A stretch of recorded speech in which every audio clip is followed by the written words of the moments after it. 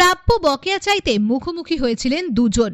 রাজনৈতিক বৈরিতার চেয়ে দিল্লিতে সৌজন্যের কোনো অভাব চোখে পড়ল না প্রধানমন্ত্রী নরেন্দ্র মোদী এবং বাংলার মুখ্যমন্ত্রী মমতা বন্দ্যোপাধ্যায়ের মধ্যে।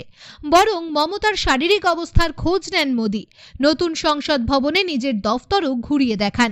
তৃণমূল সাংসদ অভিষেক বন্দ্যোপাধ্যায়, সুদীপ বন্দ্যোপাধ্যায়, ডেরেক ওব্রায়েন, কাকলি ঘোষ দস্তিদার, শতাব্দী রায়দের নিয়ে বুধবার মোদীর সঙ্গে সাক্ষাৎ করেন মমতা। সূত্রের খবর, বৈঠকের জন্য নির্ধারিত কক্ষে ঢুকতেই মমতাকে দেখে এগিয়ে আসেন মোদী।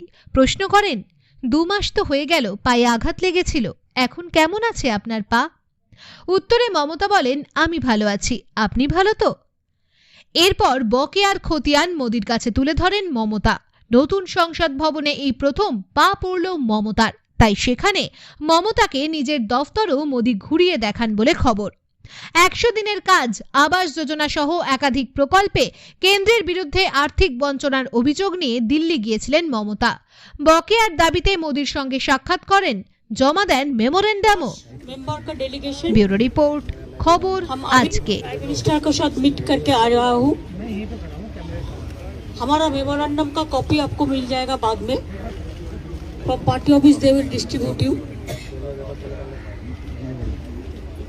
मैंने जो बात आपने देखा कि हमारा 100 दिन का जो रुपया नहीं मिल रहा है, जिन्होंने काम किया है गरीब लोगों ने, उसका रुपया भी बंद हो पड़ा। एक कॉन्स्टिट्यूशन का मैंडेटरी है, ये रुपया देना चाहिए।